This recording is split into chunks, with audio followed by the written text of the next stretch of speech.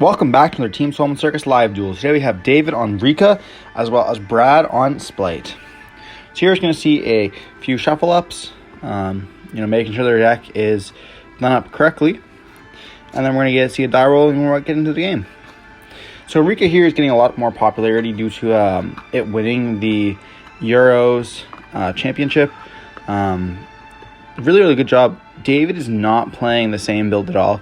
He doesn't like the idea of floodgates, but at a bigger event, you have to kind of do what you have to do. Free wins are free wins, and it is what it is.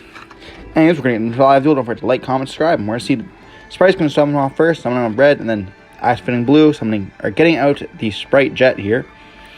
Activating the effect, getting the Smashers here, maybe indicating that they have a starter in hand. Here we're going to see an overlay into Gigantic. Gigantic here is going to activate its effects. Chaining the Ash Blossom here. Here, Brad's picking up the red, trying to see if he can somehow get away to negate that, but unfortunately he cannot without a level 2 extender on the field because he can't destroy the Gigantic.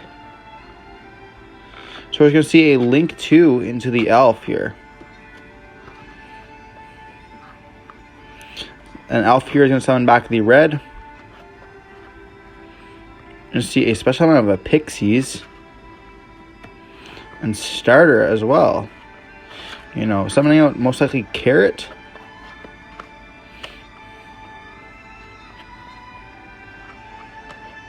Summoning out Jet here. Quite interesting. Maybe they have another starters in hand.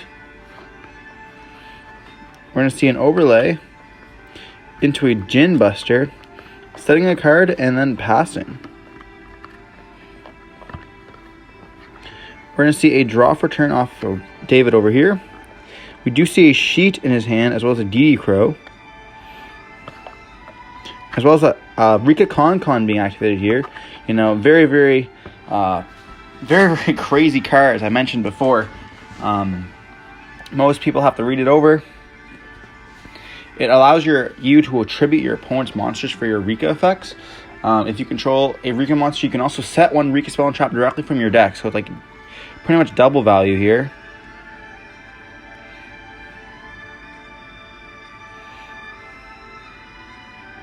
Here we're going to see Elf activate. DD Crow is going to be targeting the blue off of the Elf, and then Jinn's going to negate the DD Crow, detaching 2, searching for. Blue's going to resolve, searching for the Jet here. We're seeing a normal summon of a Rikka Princess, the new monster from the Power of the Elements.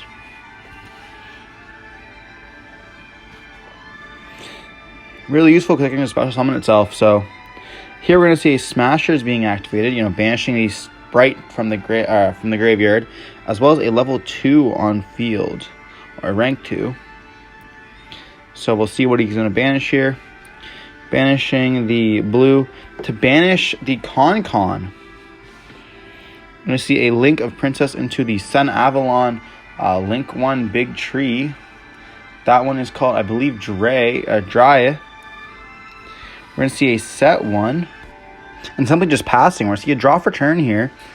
Looking at the graveyard, and here we're going to see a Jet being activated, summoning or getting out of the spell and trap. We do see a Super Poly in the main deck. Very interesting. We're going to see a starter being added to hand. Smash already being used. We're going to see a overlay into Gigantic here. But that's not legal. Gigantic's texts only claims it can use a link to as a level 2. David here is going to activate Rikka Sheet, tributing the plant monster to steal the Gigantic. Cutting off the plays, it still is an issue, and that's not able to activate like that. It can't really be made that way. Somebody here is picking up and reading the card. here, and maybe it might be getting caught. Oh, so they're just going to fix it up by putting red underneath it. It does the same thing. You're a little bit worse for David because, he has an XYZ, so he can still go into the, he still can go into the Zeus if he wants to, because Jin, I believe, has more attack. It does not. It has 13 over the 16 here. That Pixies here is going to be able to make it bigger.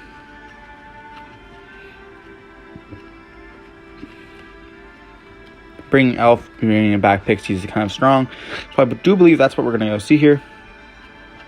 We're going to see a that's change of heart, changing off, grabbing back the monster that was already stolen. And it looks like he's going to go to battle phase here for 16, 13, 14, as well as 2,000. Here we're going to see a Downard and then a Zeus, not even activating the effect. Kind of crazy here. We do see a Princess. And David's just going to scoop it up. Brad in game 1, stealing a stolen monster. Kind of interesting, but, that's what it is these days. Definitely important to note that Gigantic can only use Link 2s as level 2s. It is interesting because the text does say if it has a Link, Synchro, Fusion, or XYZ, it gets doubled, so you can be able to equip it, but I guess not by its own effect there. So you're going to see very interesting that David most likely is going to opt to go first here. We do see him taking out DD Crows, I believe, or he's maybe not choosing. We did see that he was not putting in the dimension barriers. Very interesting.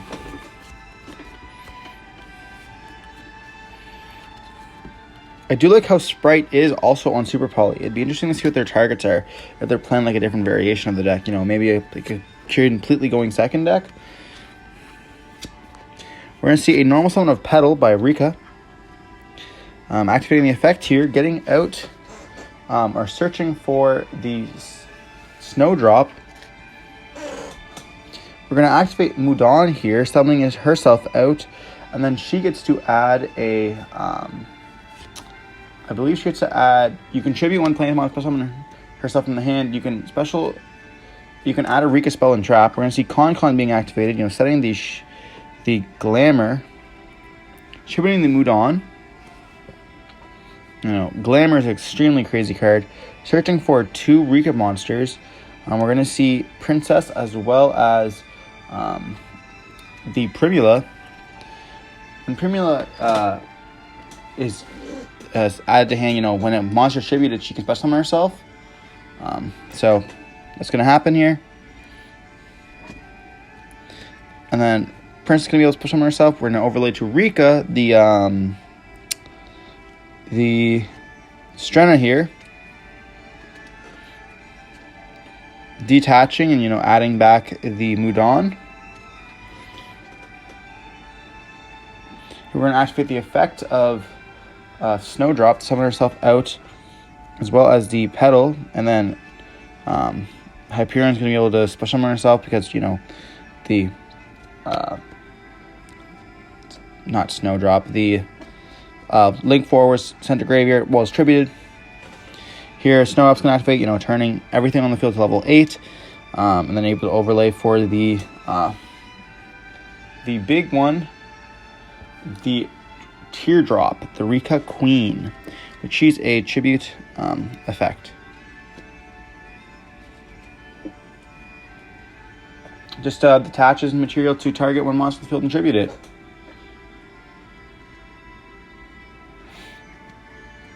So here, Con's able to tribute a monster for a Rikka card effect. Mystic Mind gets activated here. Very, very unfortunate. Rikka struggles a lot against dealing with back row cards like that, as well as the floodgates. Very, very difficult. We're going to see Prosperity being activated here. Doing 3 for cost, seeing a pot of Prosperity and an Evenly here. Not very good at all. Choices here definitely swap. So you want to choose Prosperity for the follow-ups.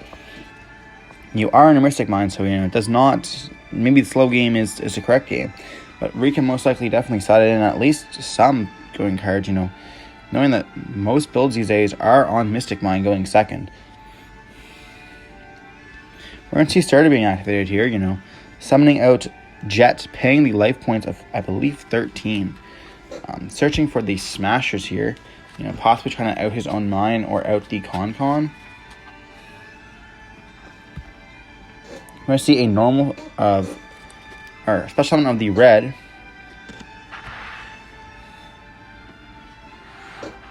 Overlay.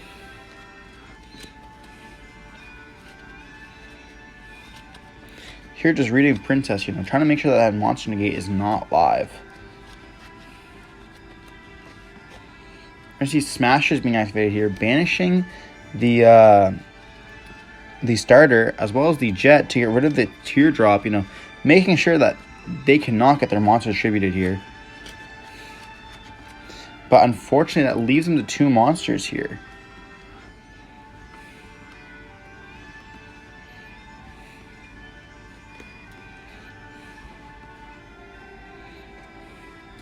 We're going to see a normal summon of Swap Frog, linking both of those away for the Elf.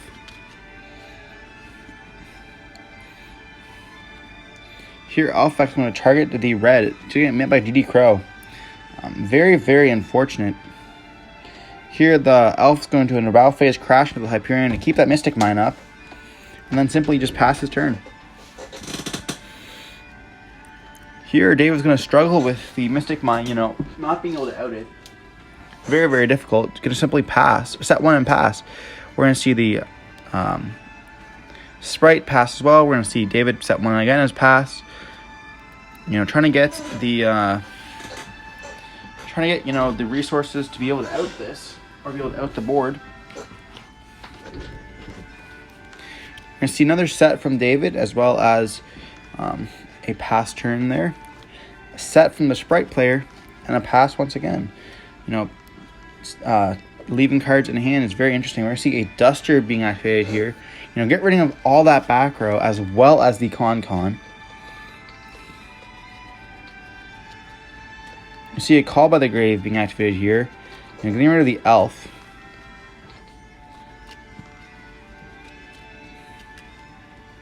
You're going to see a normal summon of a Beaver here, activating the effect of Beaver, getting another Beaver from deck. Here we're going to see an overlay into the Cavalry. Entering the battle phase here.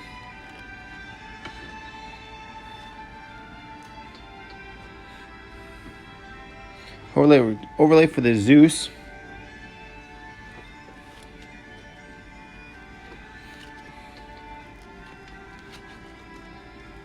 And we're going to see at the end of the turn Mystic Mine fall off. Very, very interesting here. But the Rikka player does have a lot of cards in hand, so they're going to be able to do some. We do see a Lone Fire Blossom as well.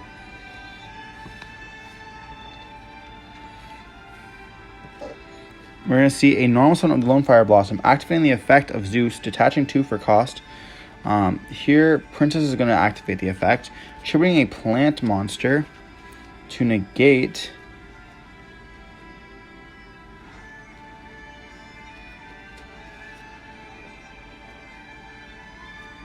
Or it has to tribute a Rikka monster. So we're going to see it pass. We're going to see normal summon of Pixies, summoning out blue. Blue effect's going to add the Jet. And then Jet's going to get out the starter here. And I believe this is going to be game.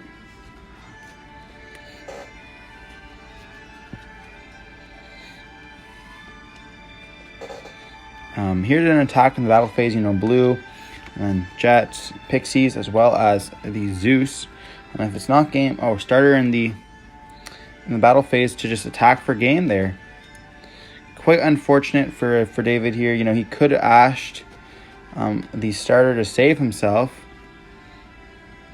but quite unfortunate. He knew there he had game. He should have activated some maybe effects. It's a very cool deck, but unfortunately, it just loses to stuff like that. Every deck has a weakness, right? So here we're going to see Spright, taking the victory 2-0 versus Rikka. Maybe he should have added in some Spell and Trap Grid hate going first. If he did not, a lot of the side deck, I think personally, should be dedicated towards Spell and Trap Grid hate because it is so huge in the format, especially at bigger events like this. So, unfortunately, maybe we'll get it next time. Stay tuned, and we'll see you next time.